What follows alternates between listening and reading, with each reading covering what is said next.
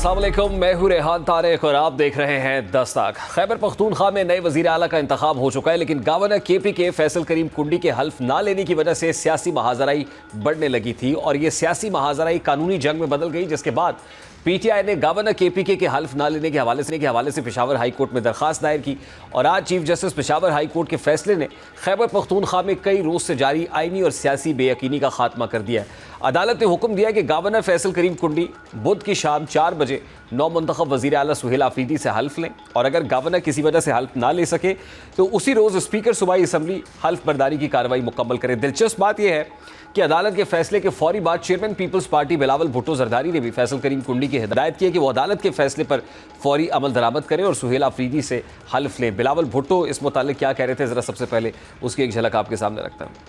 Governor साहब, आपको मेरे ख्याल में पख्तूनख्वा पहुंचना चाहिए। मैं चीफ मिनिस्टर सिंध साहब से रिक्वेस्ट करता हूं कि आप अपना जहाज गवर्नर साहब को दे दें ताकि गवर्नर साहब जो है वो पख्तूनख्वा पहुंच के आइन और कानून के मुताबिक अपना जिम्मेदारी पूरा करेगा। बिलावल भुट्टो की इस हिदायत ने भी एक तरह से सियासी तनाव को कम किया और वाज़ेह किया कि वफाकी हुकूमत अदालती फैसले के एहतराम में है और अगर ये मामला मजीद तूल पकड़ता तो ना सिर्फ सूबाई हुकूमत की तश्कील ताख़ीर का शिकार हो जाती बल्कि वफाक और सूबे के दरमियान तनाज़ात का एक नया बाब खुल सकता था। इसलिए ये फैसला सूबाई सतह पर सियासी इस्तेहकाम की तरफ एक अहम कदम समझा जा रहा है और अब फैसल करीम कुंडी ने भी हल्फ लेने का इंदिया। देखिए, मैंने पहले भी कहा है कि हम हमेशा कॉन्स्टिट्यूशन को फॉलो करेंगे और मैंने कभी भी ये नहीं कहा कि हम वोट नहीं लेंगे और जो भी आइन हमें इजाज़त देगी उसको फॉलो करेंगे। इंशाल्लाह मैं आज रात को किसी भी टाइम पहुंचूंगा और कल जो भी ऑफिशियल एंगेजमेंट करूँगा। ज़ाहिर है अब सुहेल आफरीदी के बतौर वज़ीर आला केपी के ओहदे का हल्फ लेने में कोई कानूनी रुकावट नहीं दिखाई देती और यहाँ तक कि गवर्नर केपी के भी हल्फ लेने की हामी भर चुके हैं। लेकिन अगर किसी वजह से गवर्नर ने कल सुहेल आफरीदी से हल्फ ना लिया तो फिर स्पीकर केपी की असम्बली हल्फ लेंगे। इस वक्त पाकिस्तान तहरीक इंसाफ के मरकज़ी रहनुमा अली बुखारी साहब ने भी ज्वाइन किया। अस्सलाम वालेकुम अली बुखारी साहब, बहुत बहुत शुक्रिया आपके वक्त के लिए। बुखारी साहब वो कहते हैं कि एक और दरिया का सामना था मुनीर मुझको, मैं एक दरिया के पार उतरा तो मैंने देखा। अब चेयरमैन बिलावल भुट्टो साहब की गुफ्तगू, फिर फैसल करीम कुंडी साहब ये कहते हैं कि वो रवाना हो जाएंगे और कभी इम्कान है कि वो हल्फ ले लेंगे, नहीं भी लेते तो स्पीकर ले लेंगे और उसके बाद ये तनाज़ा तो ख़त्म होगा और सियासी बहरान भी थमेगा।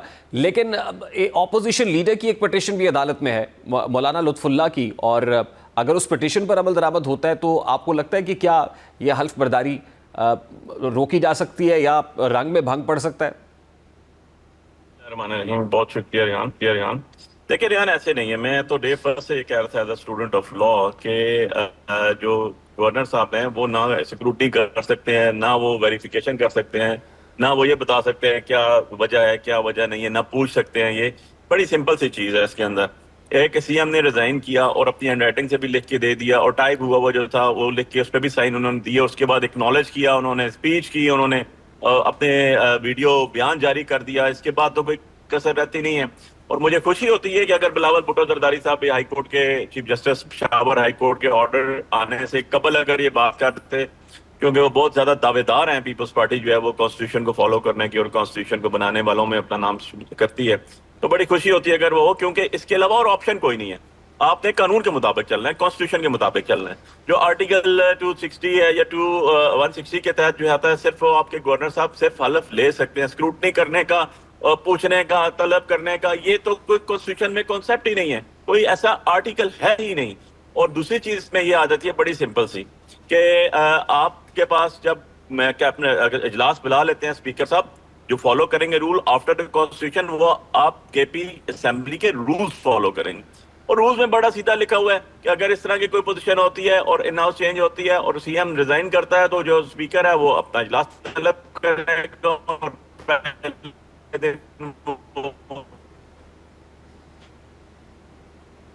ठीक है, यानी अली बुखारी साहब ये चाय की प्याली में तूफान बर्पा करने की एक कोशिश थी जो एग्जीक्यूट सक्सेसफुली नहीं हो सकी। लेकिन जाहिर है अब सुहेल आफरीदी साहब अपना ऑफिस रिज्यूम कर लेंगे और फिर वो बतौर वज़ीर आला अपनी ज़िम्मेदारियाँ भी संभाल लेंगे। आपको लगता है कि ये कोई फूलों की सेज तो नहीं है, ये कांटों भरी गुजरगाह है? क्योंकि अगर ये इतनी फूलों की सेज होती तो कहीं ना कहीं हमें ऑपोजिशन इस गवर्नमेंट की आउस्टर के अंदर या वो नंबर गेम पूरी करती हुई, तगोदो करती हुई, कोशिश करती हुई दिखाई देती कि हमें केपी गवर्नमेंट चाहिए।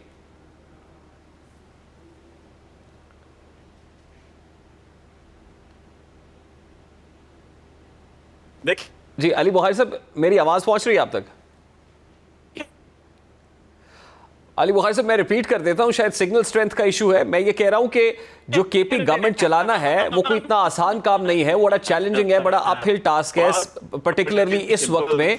तो ऑपोजिशन भी ये समझती है, उसको रियलाइजेशन है। अगर वो ये समझती होती कि आसान काम है तो शायद इस हुकूमत को थ्रो आउट करने में वो बहुत कोशिश कर रही होती, तगो कर रही होती नंबर गेम पूरी करने के लिए।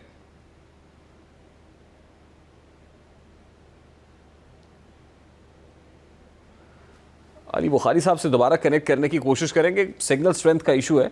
अब मौलाना लुत्फुल्लाह की पिटिशन अपनी जगह पे है, लेकिन जाहिर है कि कॉन्स्टिट्यूशन गवर्नर भी एक सेरेमोनियल ओहदा है, और जब पेशावर हाई कोर्ट के चीफ जस्टिस कहते हैं कि उनके पास ये इस्तेहकाक है कि अगर गवर्नर हल्फ नहीं लेना चाहते तो वो किसी को नॉमिनेट कर सकते हैं, तो उनको नॉमिनेट कर दिया उन्होंने स्पीकर केपी की असम्बली को, और स्पीकर केपी की असम्बली जो है वो ये हल्फ ले लेंगे। लेकिन लगता नहीं है कि नौबत यहाँ तक आन पहुँचेगी, क्योंकि आज चेयरमैन पीपल्स पार्टी ने जो कुछ कहा और उसके बाद गवर्नर की गुफ्तगू भी सामने आई तो कभी इम्कानात ये हैं कि वो केपी के पहुँचेंगे पहली फुर्सत में, जैसे उन्होंने कहा आज शाम ही पहुँच जाएंगे, और कल 4 बजे तक का वक्त अदालत ने दिया है, तो उसके मुताबिक वो चीफ मिनिस्टर केपी के से हल्फ भी ले लेंगे। लेकिन असल तो काम उसके बाद शुरू होता है। सुहेल आफरीदी साहब वज़ारत आला के मनसब पर बराजमान हो जाएंगे, जो इस वक्त की सियासी सूरत हाल है और सिक्योरिटी सिचुएशन है इन पर्टिकुलर केपी के अंदर, वो भी कोई बहुत आसान नहीं है, बड़ी नागुफ्ता पे है। एक अफ़गानिस्तान के साथ जो क्रॉस बॉर्डर टेररिज्म है वो भी हो रहा है।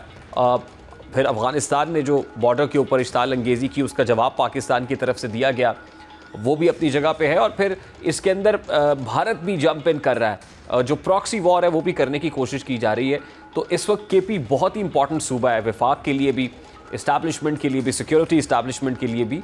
तो ऐसे में वफाक और इस्टेब्लिशमेंट के साथ इन लाइन चलना, ज़ाहिर है मरकज़ में फ़ॉरेन पॉलिसी बनती है, फ़ैसला साज जहाँ पे है जो फ़ैसला करते हैं उसके मुताबिक in line with that decision KP government को एक्ट भी करना है। लेकिन जो गुफ्तगू सुहेल आफरीदी साहब की हमने वज़ारत आला का जो इंतखाब जीतने के बाद 90 वोटों से जब वो वज़ीर आला मुंतखब हुए, तो जो गुफ्तगू उन्होंने फ्लोर ऑफ द हाउस की, उससे लग रहा था कि लहजे के अंदर ज़रा तुर्शी है, लहजा बहुत करख्त है, और वो जो फरमा रहे थे it was very much on contrary to what DGISPR said in his pressure.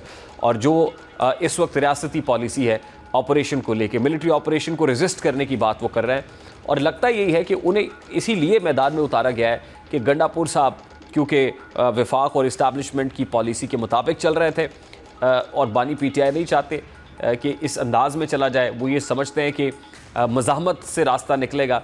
तो सुहेल आफरीदी मज़ाहमत का इस्तारा है या मज़ाहमत का चेहरा है, जो अल्टीमेटली जो है वो वफाक या इस्टेब्लिशमेंट को कोई टक्कर दे सकेंगे और मज़ाहमत कर सकेंगे। लेकिन सवाल तो ये भी है ना कि DGISPR ने तो बड़ा कैटेगोरिकली कहा था कि नो मैटर व्हाट, हमें तो अपने दुश्मन के ख़िलाफ़ लड़ना है, और उसके लिए कुछ भी करना पड़ा वो तो हमें, क्योंकि जो हमारे फ़ौजी जवान हैं वो जामे शहादत नोश कर रहे हैं, जानों के नजराने पेश कर रहे हैं, वो in the line of fire है। तो इसमें रियासत is very much clear about it. अब ये जो स्ट्रैटेजी PTI की है, या ये जो चाल शतरंज की चाल चली है, क्या उससे फ़ायदा होगा या ये काउंटर प्रोडक्टिव साबित होगी, यकीनन आने वाला वक्त इस हवाले से तय करेगा। गालिबन अली बुखारी साहब से रब्ता बहाल नहीं हो पा रहा है। एक ब्रेक लेते हैं, ब्रेक के बाद वापस आते हैं, गुफ्तगू को कंटिन्यू करेंगे।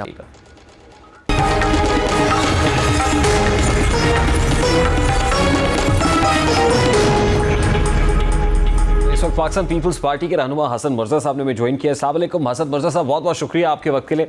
हसन मिर्ज़ा साहब, आज chairman people's party Bilawal Bhutto साहब ने इंस्ट्रक्शंस दी गवर्नर KPK को कि आप पहुंचे और जाके अपनी आईनी जिम्मेदारी पूरी करें। तो क्या पाकिस्तान पीपल्स पार्टी ने रियलाइज़ किया आफ्टर कंज्यूमिंग सम टाइम कि वो नंबर गेम पूरी नहीं हो रही और वो KP गवर्नमेंट चेंज करने के इस वक्त अहल नहीं है, तो उसके बाद अल्टीमेटली पीपल्स पार्टी को सरेंडर करना पड़ा? बहुत शुक्रिया जी, आपने मुझे मौका दिया। देखिए, इसको आप इस पैराए में तो तब लें जब पाकिस्तान पीपल्स पार्टी का कभी भी रवैया जो है वो गैर जमहूरी रहा हो। कभी भी पाकिस्तान पीपल्स पार्टी ने ये कहा हो कि आइन की जो बालादस्ती है वो नहीं होनी चाहिए। हमने तो हमेशा आइन की बालादस्ती की बात की। वो जब तहरीक इंसाफ वाले सड़क पे थे, उनको भी हमने कहा कि आप ये कर रहे हैं, ये गलत कर रहे हैं, पार्लियामान ही बेहतरीन रास्ता है। जब नून लीग ने ज्यादतियां की तो हमने तब भी उन्हें पार्लियामान का रास्ता दिखाया। जब पिछली गवर्नमेंट में जब टॉपल की गई मियां हमजा शहबाज साहब की गवर्नमेंट, हमने उस वक्त भी कहा कि हमारे रवैये जमहूरी नहीं है, इन्हें जमहूरी होना चाहिए। हम तो हमेशा कहते हैं कि आइन और कानून के मुताबिक मुल्क को चलना चाहिए। यानी हसन मुर्जा साहब, गंडापुर साहब का इस्तीफा मंजूर ना करना फैसल करीम कुंडी साहब का जाती फेल था, पीपल्स पार्टी का फेल नहीं था ये? नहीं, देखें, फैसल करीम कुंडी साहब ने हमेशा पाकिस्तान पीपल्स पार्टी की पॉलिसी को फॉलो किया है, ये नहीं कहा जा सकता। लेकिन जो रेजिग्नेशंस हैं या जो सूबाई मामलात हैं, वो जरूरी नहीं है कि पीपल्स पार्टी उसमें सारी इन्वॉल्व हो और पार्टी की क़यादत के बगैर अपना उसके फैसले किए जाए। ये रोजमर्रा के जो मामलात हैं, ये तो गवर्नर ने और हुकूमत ने मिलकर चलाने होते हैं। गवर्नर तो यानी बिलावल साहब ने आज एक करेक्टिव मेजर लिया, आप ये कह रहे हैं करेक्टिव मेजर था जिसकी जरूरत थी गवर्नर साहब को समझाने की, तो चेयरमैन साहब ने आज वो करेक्टिव मेजर लिया है। चेयरमैन साहब ने किसी भी अपनी बात गुफ्तगू में ये नहीं कहा कि आप गैर आईनी कोई काम कर रहे हैं और जाएं। उन्होंने कहा है कि आपको वहां होना चाहिए और अपनी आईनी जिम्मेदारियां पूरी करनी चाहिए। अब उन्होंने ये तो नहीं कहा कि जाके रिजाइन ले लो या पीपल्स पार्टी सरेंडर होगी है या पीपल्स पार्टी लड़ पड़ी है।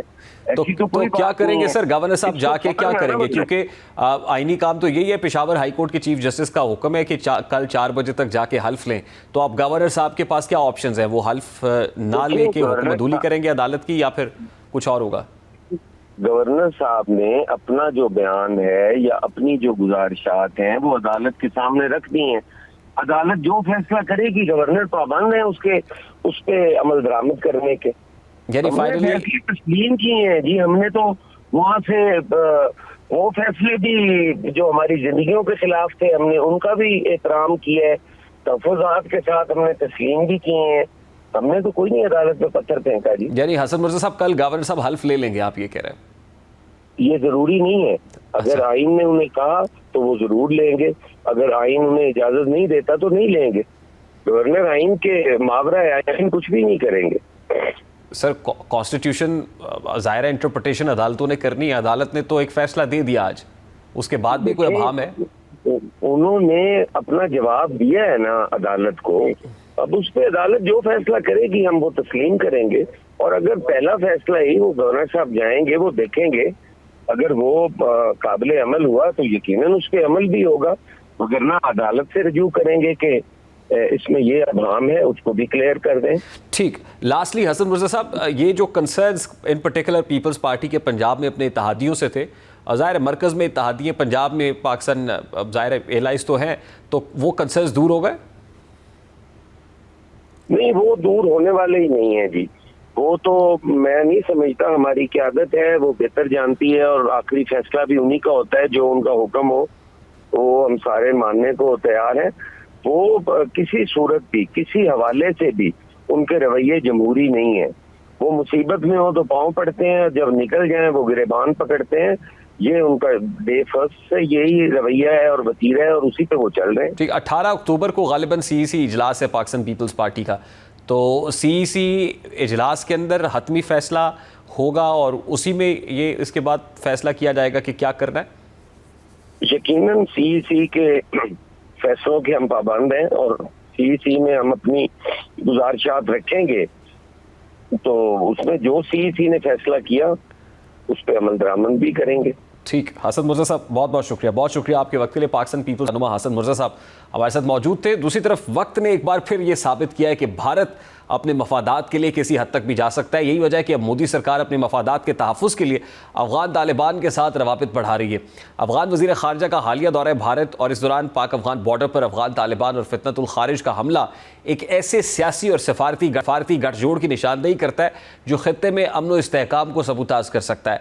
भारत की ये हिकमत अमली दरअसल जनूबी एशिया में अपने असर व रसूख को बरकरार रखने और पाकिस्तान को गैर मुस्तहकम करने की एक मुनज़्ज़म कोशिश के तौर पर देखी जा सकती है।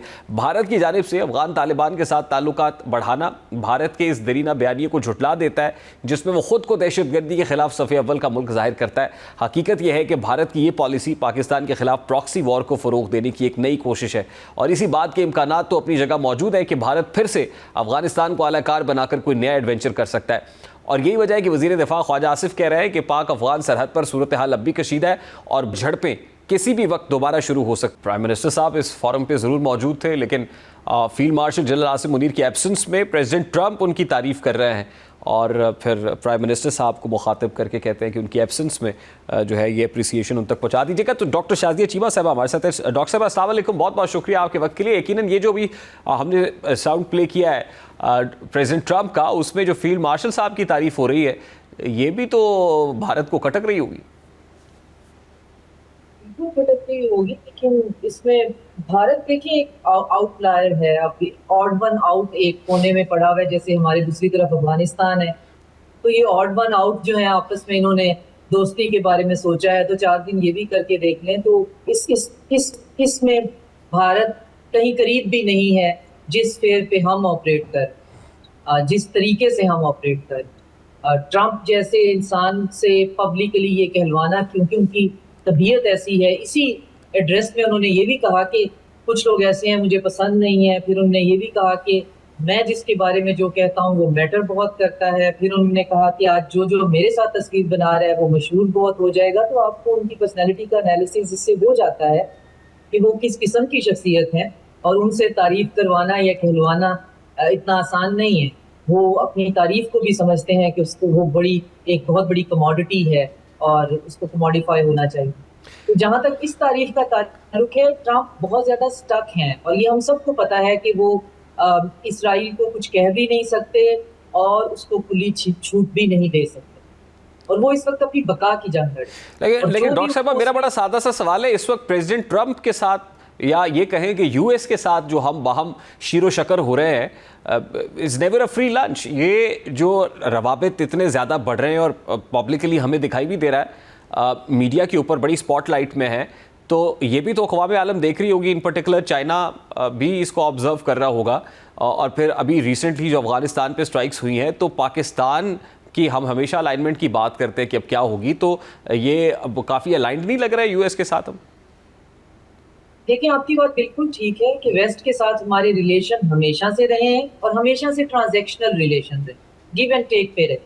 चाइना के साथ हमारी स्ट्रेटेजिक पार्टनरशिप है और हमें पता है कि चाइना के साथ हमारी पार्टनरशिप में किसी भी किस्म का अगर उसके अंदर कोई कमी या किसी भी किस्म की हमारा झुकाव किसी और तरफ जाता है, तो ये हमारी बका का मसला है। और ये हमारे पावर कॉरिडोर के हर कॉरिडोर को ये बात बहुत अच्छी तरह से उनको अंदाजा है। चाइना बुली नहीं करता, चाइना पुश नहीं करता, चाइना बायलैटरल रिलेशन बनाने से मना नहीं। हम एक ऐसे ट्रंप के ऐसे व्हाइट हाउस इस दफा देख रहे हैं जहां पे आपको बहुत सहज और बड़े सलीके से रहना है, जहां पे आपको अपनी रिटोरिक तक अपने अल्फाज भी बड़े सलीके से चुनने हैं, वरना नहीं पता कि सुबह ट्रूथ सोशल पे आपके पास क्या आपके बारे में आज। और यही हमारी इस वक्त की जो हिकमत अमली है कि हमारी ट्रांजैक्शनल ही रिलेशन है। वेस्ट के साथ किसी का कोई और लॉन्ग टर्म रिलेशन हो ही नहीं सकता है, उनकी डॉक्ट्राइन ही ये नहीं, उनका ये तरीका ही नहीं है। अब उस ट्रांजैक्शन में क्या ट्रांजैक्शन हो रही है, सवाल ये है कि अगर ट्रांजैक्शनल है तो फिर गिव एंड टेक हो क्या रहा है। गिव एंड टेक ये हो रहा है कि जो चाइना जिस सेक्टर में इंटरेस्टेड नहीं है वो हमने ऑफर किया है, जिसके अंदर जो है वो ग्राउंड जीरो से इन्वेस्टमेंट की गुंजाइश है। ना हमारे पास वो करने के लिए इन्वेस्टमेंट है, ना चाइना फिलहाल उसके ऊपर जो है वो इंटरेस्टेड है। तो वो भी ग्रीन सिग्नल के साथ हमने उन्हें ऑफर किया है, आना है आ जाए, देखें क्या आप कर देते हैं। लेकिन उससे भी ज्यादा हमारे नाजरीन के लिए जरूरी है समझना, क्योंकि सोशल मीडिया पे बहुत आपको क्लाउडीनेस नजर आ जाती है, तो सेंसेशंस की भी क्लाउडीनेस बन जाती है कि ट्रांजैक्शन में इस वक्त जो सबसे बड़ी चीज शामिल है वो है हमारा रीजनल गोल और हमारा इस रीजन में लोगों के साथ रवैया, और हम क्या पावर डिप्लोमेटिकली और काइनेटिकली एक्सर्ट कर सकते हैं vis-a-vis Iran, vis China, vis India और अफगानिस्तान। क्योंकि एक जो सुपर पावर है, चाहे हम कहें कि जी ओल्ड वर्ल्ड ऑर्डर खत्म हो गया और अब मल्टीपोलैरिटी की तरफ जा रहे हैं, लेकिन जो खून मुंह को लगा होता है वो इतनी आसानी से नहीं खत्म होता है। वो अपनी यूनिपोलैरिटी पे, अपनी हेजमनी पे अभी भी कायम है और वो चाहते हैं कि उनकी पावर किसी ना किसी तरीके से एग्जर्ट हो, वो ये साबित करें कि वो अमन फैला रहे हैं और कुछ नहीं, तो वो ये साबित करें कि वो जंगें रुकवा रहे हैं या फिर ये कि हम जंगें करवा रहे हैं। पावर ही एग्जर्ट करानी है। इन दोनों सूरतों में ईरान के केस में भी पाकिस्तान ने बहुत कलीदी किरदार अदा किया है। हमारी मीडिएशन किस हद तक आगे गई है, वो जो लोग इनको बहुत एक्सटेंसिवली ऑब्जर्व करते हैं, जिनके सोर्सेस हैं, वही समझ सकते हैं कि हमने कहाँ जाकर बात को किस तरह से रुकवाया है और किस तरीके से ईरानियंस को, कतरीज को और इन सबको ऑन बोर्ड लिया है। लेकिन डॉक्टर साहब, ये हम जो हालिया दिनों में पाकिस्तान की फॉरेन पॉलिसी को बहुत मल्टी प्रोंग्ड और बड़ी डाइवर्सिफाइड कह रहे थे, आपको नहीं लगता कि हमने वो खासी हद तक ये विजिबल एक डिफरेंस है या मैसेज है कि वो, जैसे आपने कहा कि जो हेजीमनी है ऑब्वियसली यूएस की, वो तो बरकरार है और पावर इज पावर का कॉन्सेप्ट है, तो हमने ये बताया है दुनिया को कि नहीं, अभी हम इतनी मल्टी प्रोंग्ड, इतने डाइवर्सिफाइड नहीं हुए हैं। नहीं, मल्टीपोलैरिटी तो वक्त की हकीकत है ना। हम एक तरफ जो है वो जॉइंट एक्सरसाइजेस कर रहे हैं, नेवल एक्सरसाइजेस रशिया के साथ, चाइना के साथ हमारी इस तरह की पार्टनरशिप है कि जिसको अगर माइनस किया जाए तो मैंने आपसे कहा हमारी बका को मसला हो सकता है। तो मल्टीपोलैरिटी तो हमारी है। हम गल्फ के साथ हमारे रिश्तेदारियां हैं, सऊदी अरेबिया के साथ हमने वो पैक्ट साइन कर लिया है जो वैक्यूम वेस्ट ने क्रिएट किया हुआ था। तो कहीं ना कहीं तो हमें ये तस्लीम करना पड़ेगा कि हम अपनी, लेकिन डॉक्टर साहब, एडजस्टेंट कता कलामी के लिए माजरत है, एडजस्टेंट टू गवादर यूएस की प्रेजेंस हो या इवन बगराम में यूएस की प्रेजेंस हो, ये सब कुछ चाइना को सूट करता है या वो are they happy about it? देखिए, गवादर में यूएस की इनमें से कुछ बहुत सी बातें ऐसी हैं जो कि मीडिया नॉइज है, जो कि खास तौर पे सोशल मीडिया की नॉइज है और वो हमारे पड़ोस से जो आती है। तो अगर आप एग्जैक्ट सोर्सेस को जाके देखें तो बगराम एयरबेस अमेरिका को चाहिए ही नहीं। बगराम एयरबेस पे अफगानी हर साल अमरीकियों का छोड़ा हुआ असला जो है उसकी परेड करते हैं, और ट्रंप, जैसे कि हमने जिक्र किया कि ऐसे बंदे को इस वक्त इस तरह छेड़ लेना किसी भी सूरत में अफगानियों के हक में नहीं जाएगा, खासतौर पे वो जो इंटरिम गवर्नमेंट है उसके। आपको क्या जरूरत है कि वो वहां पे जो असला छोड़ के गए आप उसकी उसी एयरबेस के ऊपर ट्रेडिंग शुरू कर दें? तो आप किसी का मुंह चढ़ा रहे हैं, वो भी एक ऐसे बंदे का कि जो जिसका मिजाज ही ऐसा नहीं।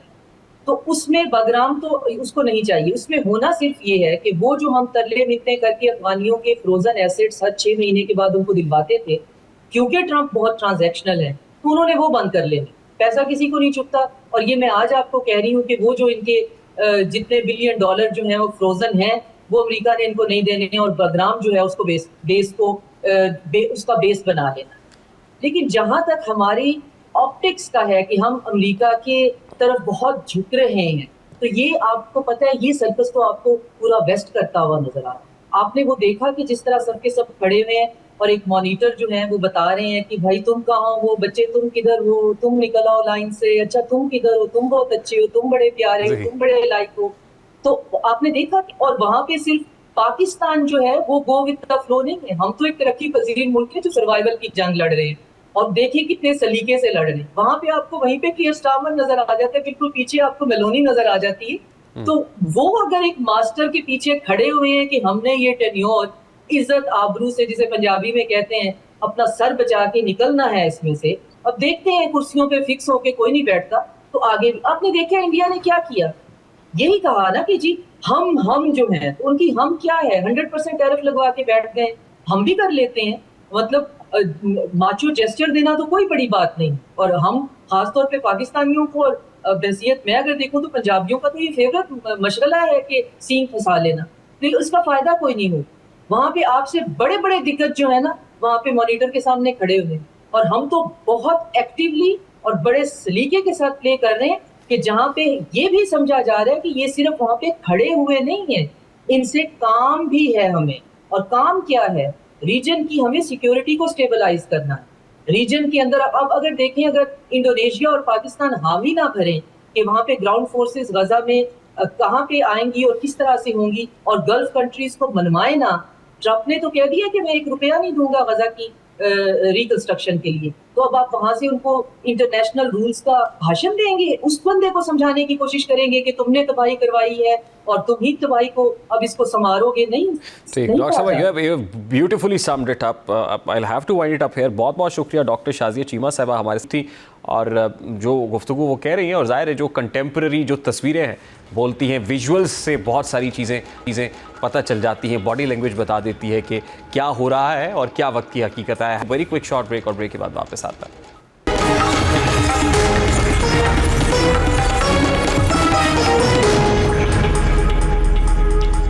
दुनिया भर में सोने की कीमतों में गैर मामूली इजाफा देखने में आ रहा है, जो तारीखी हदों को छू रहा है। दर हकीकत बैनुल-अक़वामी मार्केट में फी ऑन सोना अचानक $55 के इजाफे से $4071 पर पहुंच गया है, जो तारीख की नई बुलंद तरीन सतह है। पाकिस्तान में भी आलमी रुझान के असरात फौरी तौर पर जाहिर हुए हैं, जहां फी तोला सोना तकरीबन 6,900 रुपये के इजाफे से 4,35,100 रुपये हो गया है, जबकि फ़ी 10 ग्राम सोना 4,715 रुपये बढ़कर 3,67,112 रुपये तक जा पहुंचा है। ये इजाफा महज इत्तफाकी नहीं है, बल्कि इसके पीछे आलमी मईशत में बेयकीनी, जियोपॉलिटिकल तनाव, मरकजी बैंक्स की पॉलिसीज़ और तिजारती फैसलों का पेचीदा जाल मौजूद है। सोने की कीमतें बेकाबू होने की सबसे अहम वजह अमरीकी सदर डोनाल्ड ट्रंप के दीगर ममालिक पर लगाए गए सख्त टैरिफ्स हैं। ट्रंप ने हालिया अरसे में मुख्तलिफ ममालिक बिलखुसूस चीन, मैक्सिको और यूरोपीय यूनियन की बाज़ मसनूआत पर भारी टैरिफ आयद करने का इंदिया दिया है। इन इक़दामात ने बैनुल-अक़वामी तिजारती निज़ाम में गैर यकीनी को शदीद कर दिया है, क्योंकि जब दुनिया की सबसे बड़ी मईशत आलमी तिजारती बहाव पर दीवारें खड़ी करती है तो सरमायाकारों का एतमाद कमज़ोर होने लगता है। यही वो लम्हा होता है जब सरमायाकार सोना ख़रीदने लगते हैं। सोना हमेशा से ऐसा असासा समझा जाता है जो सियासी या माशी बहरान में अपनी कदर बरकरार रखता है। इसलिए ट्रंप के टैरिफ बयानात ने दरअसल मार्केट में ख़तरे का एहसास बढ़ा दिया है, जिससे सोने की तलब में बेतहाशा इजाफा हुआ है। अगर टैरिफ के माशी असरात को मज़ीद वाज़ेह अंदाज में समझा जाए तो जैसा कि अमेरिका दूसरे ममालिक से दरामद होने वाली अशिया पर ज़्यादा टैरिफ आयद करता है तो आलमी सप्लाई चेन मुतासर होती है, ख़ाम माल महंगा हो जाता है और मैन्युफैक्चरिंग लागत बढ़ जाती है। ये असरात अफरात ज़र के दबाव को बढ़ाते हैं। ऐसे में सोना अफरात ज़र के ख़िलाफ़ एक कुदरती तहफ़्फ़ुज़ समझा जाता है, लिहाजा सरमायाकार महंगाई से बचाव के लिए सोना ख़रीदना शुरू करते हैं। फिर इसी तरह तिजारती कशीदगी के बायस आलमी स्टॉक मार्केट्स में गैर यकीनी बढ़ जाती है। सरमायाकार दीगर असासों से निकल कर सोने जैसे महफूज असासों की तरफ मुंतकिल होते हैं, जिसके नतीजे में सोने की कीमत में तेज़ी आ जाती है। यानी ये कहा जा सकता है ट्रंप के टैरिफ इक़दामात ने न सिर्फ आलमी तिजारत को दबाव में डाला है, बल्कि सोने के रुझान में भी एक नया उभार पैदा किया है। लेकिन यहाँ ये बात काबिल गौर है कि सोने की कीमतों में इजाफा सिर्फ टैरिफ पॉलिसीज़ का नतीजा नहीं, दर हकीकत कई दीगर माशी और मालियाती अवामिल ने भी इस अमल में अपना किरदार अदा किया और एक अहम अंसर अमरीकी फेडरल रिजर्व की शरह सूद से मुताल्लिक तवक्कुआत भी हैं। अभी एक ब्रेक लेंगे, ब्रेक के बाद वापस आते हैं, गुफ्तगू को कंटिन्यू करेंगे। हमारे साथ रहिए।